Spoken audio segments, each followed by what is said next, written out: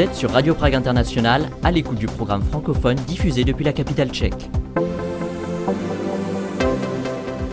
Dobrý den, bonjour à toutes et à tous. Au programme aujourd'hui, le spectaculaire détournement de 3 avions par des anciens de la RAF dans la Tchécoslovaquie stalinienne.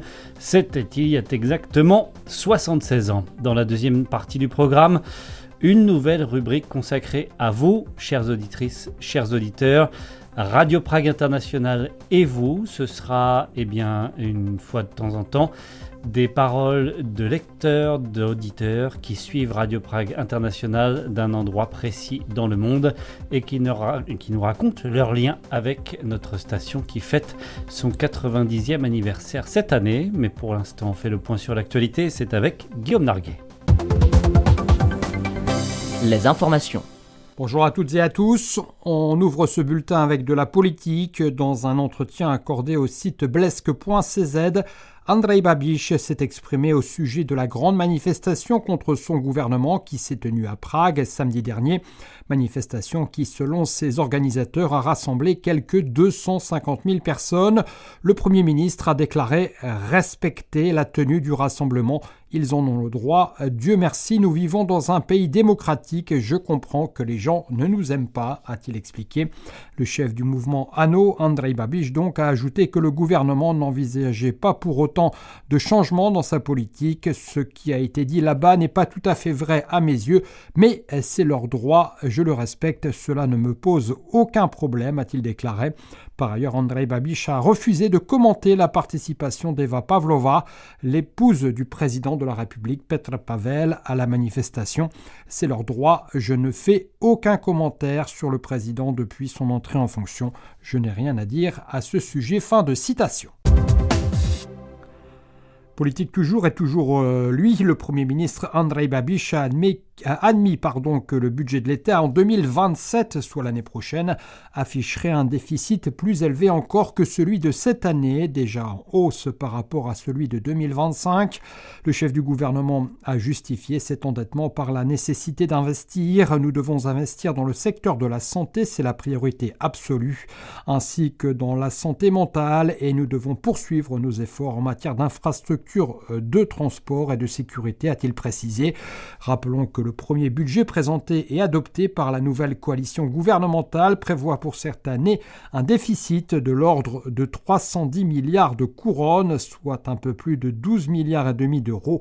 La loi des finances a été signée par le président de la République vendredi dernier avant d'entrer en vigueur le lendemain, samedi donc.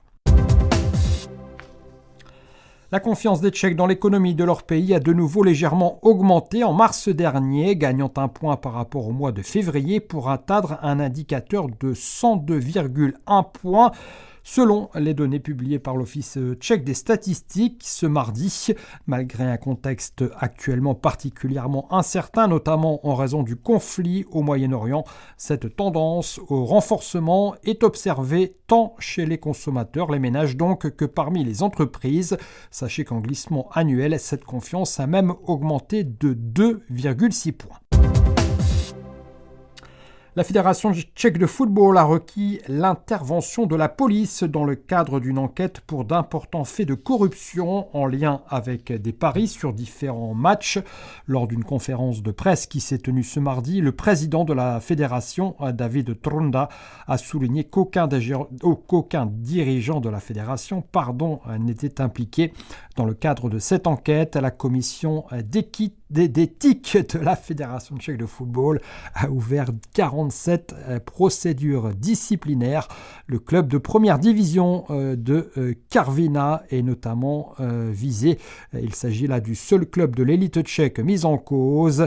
De même, plusieurs arbitres officiant dans les championnats professionnels seraient également impliqués dans cette affaire. Et puis en football, toujours à 3 jours de la demi-finale de barrage pour la Coupe du Monde qui opposera la République tchèque à l'Irlande. Ce sera jeudi soir à Prague. Sachez que Pavel Schulz a été élu joueur tchèque de l'année 2005 et ce lors d'une cérémonie qui s'est tenue lundi soir. À 25 ans, le milieu offensif de l'Olympique lyonnais, où il évolue depuis l'été dernier après avoir été transféré du Viktoria Plzeň, a remporté l'enquête organisée par la Fédération tchèque de football pour la première fois de sa carrière. Déjà lauréat du Ballon d'Or récompensant le meilleur joueur tchèque de la saison 2024-2025, Pavel Schulz a devancé Patrick Schick, son partenaire en sélection et attaquant du Bayer Leverkusen, ainsi que Ladislav Krejci, défenseur qui évolue lui en première ligue et qui lundi a été désigné nouveau capitaine de l'équipe nationale tchèque. On termine ce bulletin avec un mot de météo. Les nuages seront de retour sur l'ensemble du territoire ce mercredi, jour de la fête des Mariannes, et quelques précipitations sont annoncées en Bohême.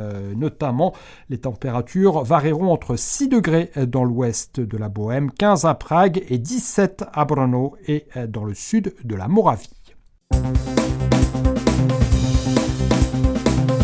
Radio Prague International, le programme francophone. Le 24 mars 1950, il y a donc exactement 76 ans, 3 avions civils de la compagnie aérienne tchécoslovaque ČSA étaient détournés simultanément par d'anciens pilotes de la RAF qui souhaitaient fuir à l'ouest avec leur famille. Un événement sans précédent dans l'histoire de l'aviation et un coup de tonnerre à Nakubishta dans la Tchécoslovaquie enserrée dans l'étau stalinien. Chceme tuto krizi řešit ústavně, demokraticky a parlamentárně na základě široké národní fronty. Dans le climat de méfiance idéologique qui a suivi le coup de Prague de février 1948, les anciens combattants ayant servi à l'Ouest sont devenus suspects. Environ 450 aviateurs ont quitté le pays peu après 1948. Les projets de fuite étaient fréquents, mais sévèrement punis. Le régime considérait ces tentatives comme une trahison. Mais que faire dans un État qui, de toute façon, réprimait ceux qui avaient combattu dans la RAF, pourtant héros de la lutte contre le nazisme, et désormais considérés comme des éléments politiquement peu fiable. Car au tournant des années 1940-1950, l'armée et la compagnie aérienne nationale subissent de profondes transformations. La loyauté politique prime sur les compétences techniques et de nombreux pilotes expérimentés sont écartés ou rétrogradés, quand ils ne subissent pas carrément des persécutions. Au début de l'année 1950, 3 pilotes de la compagnie aérienne ČSA élaborent un plan audacieux, détourner simultanément plusieurs avions de ligne pour fuir à l'ouest. Pour Vít Angeter, Ladislav Světlík et Oldřich Dolejal, tous des anciens de la RAF, l'objectif est double, jouer sur l'effet de surprise afin de mener à bien leur projet et permettre à un maximum de personnes de quitter le pays, dont leur famille, ce qui n'était pas une mince affaire, comme le souligne Luděk Navara, auteur d'un livre de récits personnels de victimes des régimes communistes. Je pravdou, že Československo předtím, než vlastně k tomu... Il est vrai qu'avant que ce détournement majeur n'ait lieu, la Tchécoslovaquie avait pris certaines mesures pour empêcher les défections de pilotes ayant auparavant exercé à l'Ouest. Il existait une interdiction de vol pour les membres de la famille du pilote concerné afin d'éliminer toute possibilité de fuite à l'étranger. Mais les 3 pilotes avaient prévu le coup, chacun faisant monter leurs épouses et fiancées à bord des avions pilotés par leurs autres collègues. L'épouse d'Oldřich Dolejal, par exemple, s'était enregistrée sous son nom de jeune fille et son fils, Tom, âgé de 6 mois, voyageait également avec elle. Pour monter leur opération, les pilotes choisissent 3 avions Dakota affectés à des vols intérieurs reliant Bratislava, Brno et Ostrava à Prague. La date est fixée au 24 mars 1950, mais aucun ne rejoindra la capitale. Le matin du 24 mars, les 3 appareils décollent presque simultanément de leurs aéroports respectifs. Peu après le départ, les pilotes modifient leur trajectoire et mettent le cap vers l'ouest. Les avions franchissent la frontière sans être interceptés, la défense aérienne tchécoslovaque étant encore insuffisamment développée pour contrer ce type d'action. Quelques heures plus tard, les 3 appareils atterrissent sans encombre sur la base aérienne américaine d'Erding, près de Munich, dans la zone d'occupation américaine en Allemagne. Au total, plus de 80 personnes se trouvent à bord des 3 avions, dont certains n'ont pas été informés du projet. Une partie d'entre eux choisira malgré tout de retourner en Tchécoslovaquie, tandis qu'un groupe plus restreint décide de rester à l'ouest et de demander l'asile politique. Parmi les passagers se trouvait même la mère d'une grande star du patinage tchécoslovaque qui avait fait défection quelque temps auparavant.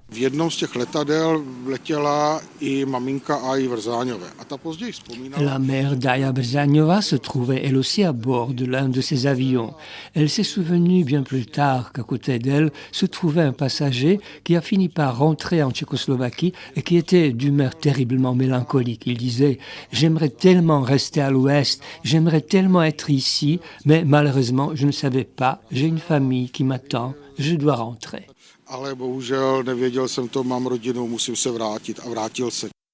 L'événement provoque immédiatement une onde de choc en Tchécoslovaquie. Les autorités communistes dénoncent un acte criminel et exigent le retour des avions ainsi que celui des passagers. Dans le même temps, le régime lance une campagne de propagande intense présentant ce triple détournement comme une action organisée par des traîtres manipulés par les États-Unis. Un livre et un film intitulé Unos, Enlèvement, viennent appuyer cette version officielle des faits, alors que la période est par ailleurs marquée par des procès truqués et des purges dans de nombreux secteurs de la société. Très vite, les mesures de sécurité à bord des avions sont renforcées, présence d'agents armés, contrôle accru des équipages et surveillance. Le coup de maître des 3 pilotes aura toutefois pour conséquence d'accélérer l'exclusion des anciens de la RAF, des compagnies aériennes tchécoslovaques. Ceux-ci sont progressivement licenciés ou relégués à des fonctions subalternes quand ils ne sont pas jetés en prison. L'événement marque ainsi la fin d'une génération de pilotes formés en Occident au sein de l'avion tchécoslovaque, remplacés par des agents loyaux au régime communiste.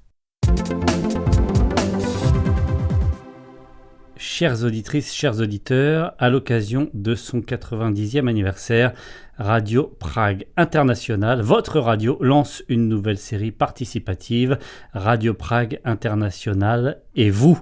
Eh bien, aujourd'hui encore, alors que notre station traverse des temps incertains, votre regard compte plus que jamais. Depuis 9 décennies, notre station diffuse depuis Prague vers le monde, souvent dans des contextes complexes. Nous souhaitons donner la parole à celles et ceux qui nous écoutent, qui nous lisent, qui nous suivent partout dans le monde. Et on commence aujourd'hui avec une auditrice qui nous suit depuis la région française de Charente-Maritime et que nous remercions sincèrement pour ces mots que je vais vous citer maintenant. Cela fait plus d'1 an que j'ai pris l'habitude de consulter votre page afin de rester informé sur les événements culturels, historiques et les suggestions culinaires de votre capitale, Prague, et du reste de votre beau pays. Vous me permettez de combler bien des lacunes en ce qui concerne certains pans de votre histoire, aussi bien pendant la période soviétique que durant la Seconde Guerre mondiale, très peu évoquée en France. Je me suis intéressé de bonne heure à votre pays, en particulier quand, en 1994, le regretté acteur Jonathan Brandis avait prêté ses traits à votre saint patron, Venceslas, pour un téléfilm tourné chez vous. S'il ne l'avait pas fait, je ne serais probablement pas en train de vous écrire afin de vous exprimer tout mon soutien envers votre travail d'information et d'éducation que vous effectuez chaque jour. À propos de vos archives, il y en a plein qui m'intéressent, de l'archéologie en passant par l'histoire avec des détours par les musées et les adresses culinaires qui m'ont plu. Faire un choix a été très difficile, mais si je devais retenir une histoire, c'est celle de cette femme qui avait caché son passeport dans ses cheveux avant qu'elle ne puisse revoir ses parents des années plus tard en Tchéquie. Elle m'a beaucoup touché. Elle m'a vraiment fait comprendre combien des choix que nous faisons peuvent parfois être douloureux, surtout si nous souhaitons conserver notre liberté, notre libre arbitre, et que cela peut encore arriver à chacun d'entre nous alors que nous pensions que la page était définitivement tournée. Cordialement, Stéphanie René de Rochefort-sur-Mer, c'est donc en Charente-Maritime en France. Merci à vous Stéphanie René qui faisait allusion dans cet extrait de nos archives à un épisode du podcast sur le destin d'émigrés, émigrés EES, le destin de femmes tchécoslovaques émigrées en France. Et l'épisode auquel elle faisait référence était un entretien réalisé avec la musicologue Alena Partono-Krutova dans ce podcast donc Destin d'émigrés, rediffusion.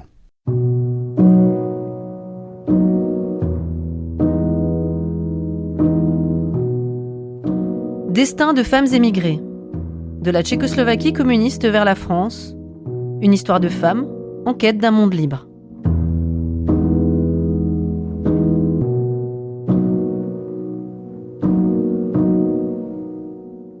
Je m'appelle Aline en français, Krutova-Partono. Je suis née à Prague, un peu après la Deuxième Guerre mondiale. Mes parents étaient issus d'un mariage mixte, c'était inhabituel pour l'époque. Mon père était tchèque et ma mère française. Ils se sont rencontrés à Paris dans un laboratoire de la Sorbonne, juste avant la Deuxième Guerre mondiale.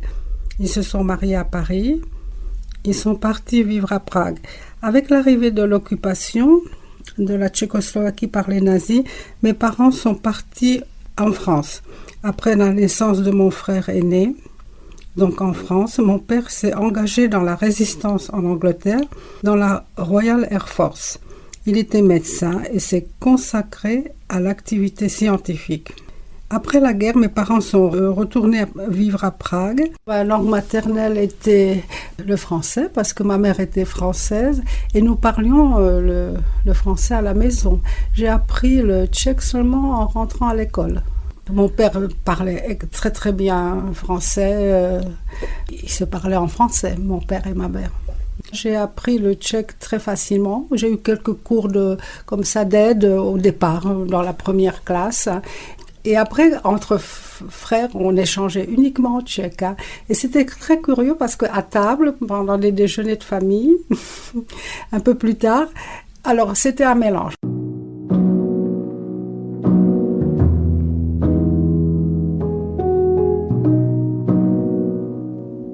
La famille déménage de Prague à Brno en 1954 car mon père est devenu directeur de l'Institut de physiologie de la faculté de médecine de Brno. C'est donc là, à Brno, qu'a commencé toute ma scolarité, que j'ai terminé par des études de musicologie à la faculté de philosophie de Brno. Nous, les enfants, sentions que la vie n'était pas facile pour la famille et qu'elle vivait une période stressante. Mon père avait des difficultés dans son travail, car il était engagé dans la résistance occidentale pendant la guerre. Ce qui était reconnu par le régime, c'était de faire partie de la résistance orientale. Alors j'ai plusieurs fois voyagé en train, donc pour Paris. Donc c'est le train Paris-Prague, ou plutôt Prague-Paris. Car nous rendions visite à ma grand-mère à partir de 1957, où les voyages à l'ouest étaient autorisés aux personnes qui avaient un proche de la famille. Alors je voudrais juste dire en quelques mots comment se passait le voyage de Prague à Paris. Donc le train partait de Prague vers 10h du matin. Il arrivait à Paris à 8h du matin le lendemain. Donc 18 heures de trajet. Ce qui était très impressionnant, c'était l'arrêt à la frontière. C'était à Cheb. Le train s'arrêtait. Il n'y avait pas grand monde dans le train. Et immédiatement, dans un endroit qui était pratiquement désert, on était entouré de soldats avec des baïonnettes et des chiens, des bergers allemands, qui ont entouré le train et qui l'auscultaient pendant 3 heures. 3 heures. Ils rentraient dans le train, ils rentraient dans chaque compartiment, ils tapaient dans les plafonds, etc. Ils regardaient sous le train, sur le toit, partout. Vraiment, c'était très impressionnant. On avait tellement peur. On avait vraiment très peur. C'est quelque chose que j'oublierai pas, parce que ça vous frappe de voir cette situation-là.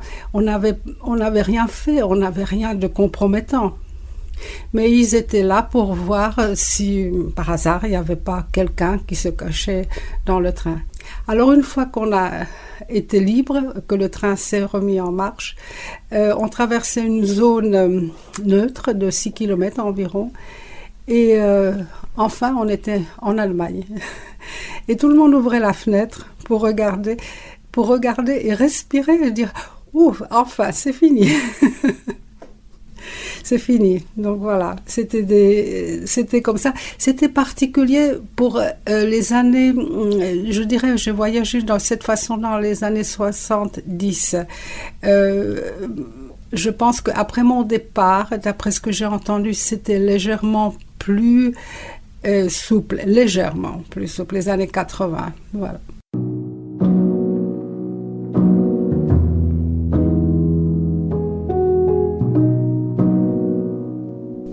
Je voyageais comme enfant. Le premier voyage était en 1957 avec ma mère. C'était un événement parce que nous étions parmi les premiers qui pouvions partir vers la France parce qu'elle avait sa mère encore là-bas à Saumur et en France.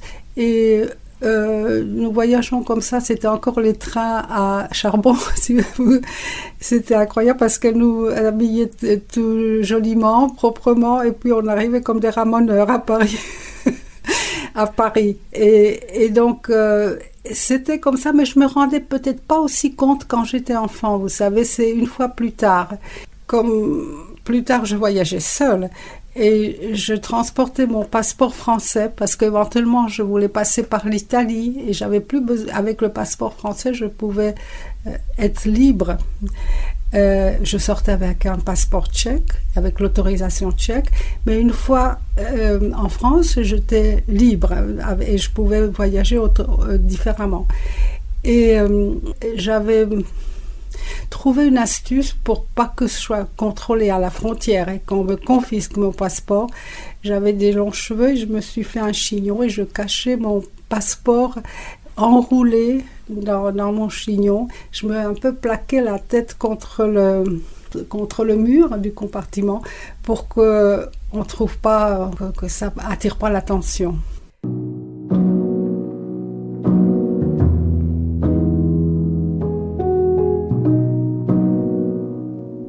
Je voudrais encore reparler en quelques mots d'un événement politique important. En 1968, mon père faisait partie des 70 premières personnalités qui ont signé le manifeste de 2000 mots. En 1970, on lui a demandé, comme personne persécutée, de retirer publiquement sa signature du manifeste qu'il a refusé. Il a été privé de la direction de l'Institut de physiologie de Brno. Il lui a été interdit de publier. Il lui a été également interdit d'entrer dans l'enceinte de l'université. Ce fut un coup dur pour lui, bien sûr, et pour toute la famille. Il était au sommet de son œuvre scientifique et reconnu internationalement, et la famille en était dévastée de ses décisions. Comme j'ai déjà dit, je suis née en Tchécoslovaquie, j'étais bien sûr tchèque. À l'époque, une seule nationalité était tolérée. Mais à ma naissance, ma mère m'a déclarée au consulat de France, car comme chaque enfant né à l'étranger d'un parent français, j'avais le droit à la nationalité française. Adulte, j'ai demandé au consulat de recevoir un passeport français. C'était un secret dont je ne parlais jamais en habitant à l'époque en Tchécoslovaquie pour que les autorités ne me le confisquent pas. Je dois préciser que ma nationalité française était déterminante dans mon choix de rester en France.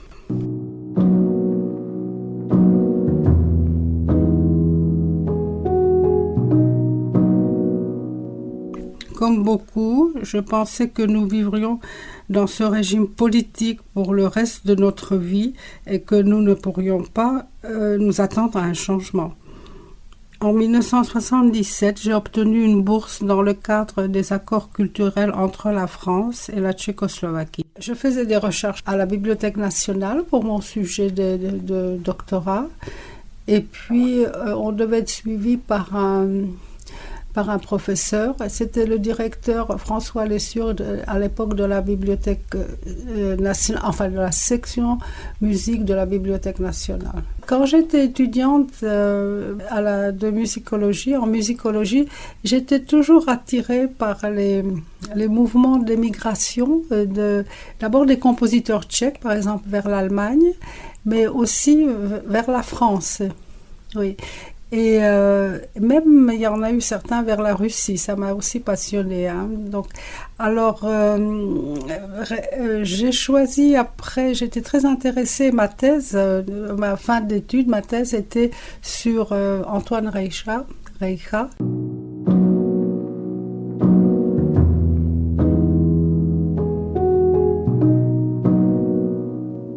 La famille était très heureuse d'avoir réussi à obtenir une bourse pour la France. Je ne parlais pas à mes parents d'une possible émigration. Je n'étais pas fermement décidée et je ne voulais pas les inquiéter compte tenu de leur âge. Le jour du départ venu, mes parents m'ont accompagnée à la gare de Brno. C'est un moment qui m'a marqué. C'était extrêmement triste. J'étais déjà dans le train. J'ai ouvert la fenêtre et j'ai regardé mes parents qui se tenaient sur le quai. Ils étaient si tristes. J'avais les larmes aux yeux et j'avais le sentiment que je voyais mon père pour la dernière fois. D'ailleurs, mon père est décédé 1 an plus tard. Chaque fois que cette scène me passe l'esprit, ça me rend très triste. Dès le début, je n'étais pas fermement déterminée à émigrer. Cependant, je pensais que si le séjour boursier se passait bien, je resterais en France. À la fin du séjour d'études, la décision de rester était évidente. Je ne suis pas revenue finir ma thèse auprès des professeurs à la faculté de Bordeaux, car j'ai choisi donc de m'installer en France et donc tout était différent après. À la fin de la bourse, j'ai cherché un emploi dans le domaine de la musique. Cela n'a pas été facile et je n'ai pas trouvé au début quelque chose qui correspondait à mon orientation. C'est bien plus tard que j'ai pu m'exercer dans ce domaine-là. Mon frère aîné, qui vit à Paris, m'a aidé pour l'hébergement durant la période de la bourse. J'ai aussi rencontré rapidement des personnes qui m'ont donné des conseils, éventuellement un coup de main. À cette époque-là, il n'y avait aucune aide d'État qui existe maintenant. Bienvenue, c'est difficile à dire. Quand vous arriviez, on ne peut pas dire qu'on vous attend les bras ouverts. Il faut faire ses preuves. Les rencontres sont très importantes, bien sûr.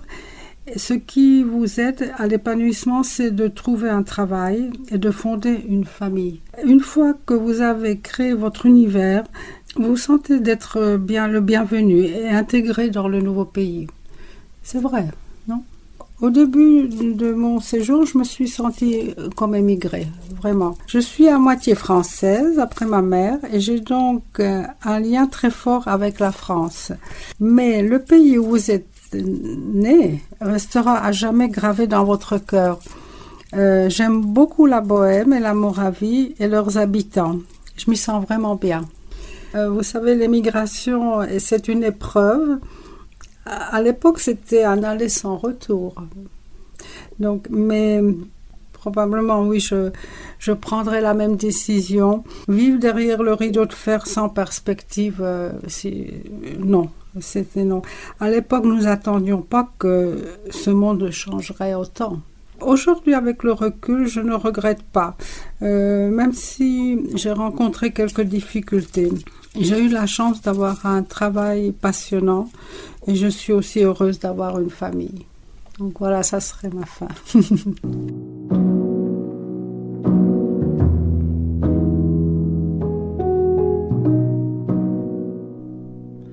C'était donc la rediffusion choisie par notre auditrice Stéphanie René de Charente-Maritime en France. Sur notre site, vous retrouvez un appel à participer à cette nouvelle série consacrée à votre histoire, à votre lien avec Radio Prague International, où vous pouvez choisir l'un des sons de nos archives riches qui dépassent plus d'une vingtaine d'années, en tout cas pour les sons qu'on peut encore retrouver. Merci à toutes et à tous pour votre participation. Une seule adresse que vous retrouvez également sur notre site français.radio.cz pour nous écrire. Vous pouvez également nous envoyer un message vocal sur WhatsApp.